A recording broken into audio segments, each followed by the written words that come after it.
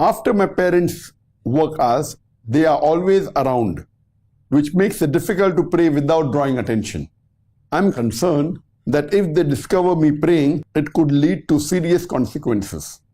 Could you please provide advice on how I can manage my prayers? As far as prayers are concerned, for an adult Muslim, it is compulsory that he should pray all 5 times salah. There is no excuse. He cannot miss.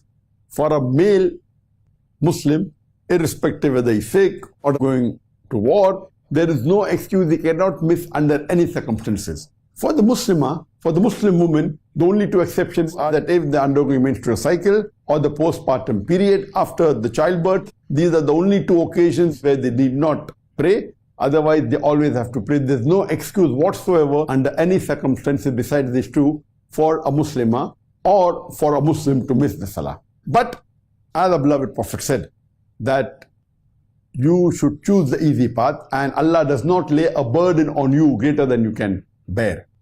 So for salah, of course, you have to choose a clean place to pray salah. You have to be in wudu and face the direction of the Qibla and offer your salah. But there are verses in the Quran that if you're on the battlefield, that you have to pray whether you're moving, whether you're on a camel's back, or if you're sick, you can pray while lying down or while sitting. So there are concessions given that if you have a problem in the knee, you can pray while sitting on the chair. If you're sick, you can even pray while lying on your sides or lying on your back. If you have problem, you can even pray with just indications. Suppose you're imprisoned or your hands are tied, you can yet pray only with indications. But prayer is fard. As far as your condition is concerned, that you are a revert Muslimah of the age of 18, and your parents don't know that you have reverted, and you're afraid that if they see you praying, there'll be problems, and they are anti-Islamic, the anti-Muslims, that will create a lot of problems for you. So of course, there are various considerations given in Islam. For example, you can also join your prayers. You can join your Zuhr and Asr Salah. You can join your Maghrib and Isha Salah. And if, as you mentioned, that you can only freely offer the Dhuhr and Asr prayers, and the other prayers are difficult, they may watch you. So if it's difficult to pray on time, then the earliest time you get to pray, you can pray the Salah which you have missed. And in your case, you can pray your Zuhr, you can pray your Asr very freely because the parents aren't there. But most of the time during Maghrib and Isha and Fajr, they are there. So there is an option that if you have no option at all and you cannot pray because they are watching you, the last option is that the earliest time that you get when they leave the house, you can pray the Salah that you have missed.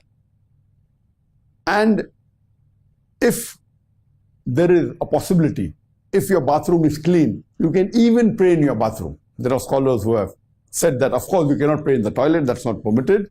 But in the bathroom is a clean place. If it is a clean place, you can yet pray there if it's clean, and yet you can offer your salah there. While you are praying, if you come to know that your mother is going to enter the room or something will happen, you can very well break your salah. Islam gives you the permission, because instead of being exposed and facing dire consequences which will be detrimental to you following your deen, in this case you can even break your salah, and when you have the right time, you can compensate and pray the complete salah again. This is permitted because praying salah is a fard. But if you know that there's a danger, and for example, while you're praying and you come to know that someone is coming watching, of course you can do some other act and you can break your salah. You can see to it that you prevent your family members from coming to know they're praying salah. All these are permitted. But you should always offer salah. And for a person who has reverted or who has converted, but natural praying complete salah in Arabic is the best. But the minimum requirement is Surah Fatiha. Surah Fatiha is a fard in Arabic. But if you have reverted, you have just reverted, and some people may memorize Surah Fatiha maybe in half an hour, 1 hour, some may take few hours, some may take days. So according to scholars, you can even say only Subhanallah, Alhamdulillah, wa la ilaha illallah, Allahu Akbar. So if you cannot say the full Surah Fatiha, even this dua the scholars say sufficient till you learn Surah Fatiha. And Surah Fatiha is a fard. So this can compensate till you learn the next, maybe may take a day, may take 2 days. But see to it that the most important part of the Quran that you have to memorize is Surah Fatiha.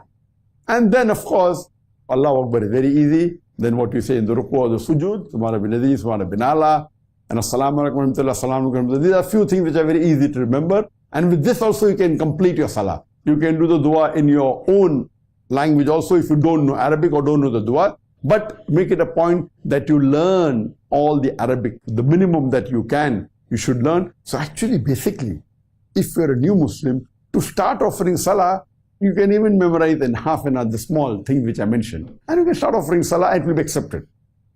And then if you're praying in a Jamaat, follow what you see your neighbors are doing. It's very easy.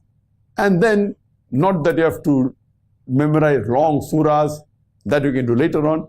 Read Surah Fatiha, and as I mentioned, only the few parts, that is Allahu Akbar or Subhana bin Azim, Subhana bin Allah, what you do in the ruku, what you do in the sujood, Assalamu alaikum. With this you can complete your salah, almost all of it. Then you can maybe memorize 3 or 4 short verses of the Quran, maybe the 3 Qul, maybe Surah Kawthar. These are small surahs, Surah Al-Asr. So the shortest surah is Surah Kawthar, and then the second shortest is Surah Al-Asr. Hardly 3 verses. Surah Kawthar is only 10 words. So you can start with this. Of course, Qul Huwallahu is one of the most important surahs after Surah Fatiha. Then learn Surah Asr, Surah Kawthar.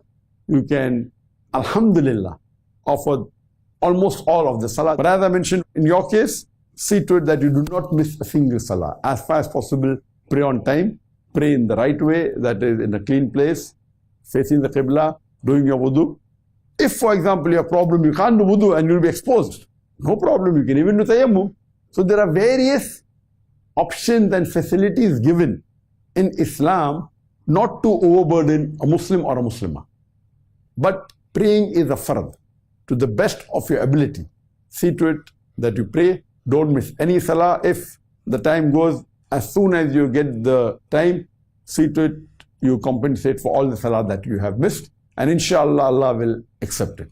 And I pray to Allah subhanahu wa ta'ala that may Allah give hidayah to your complete family, to your parents, so that they understand the truth of Islam and they accept it.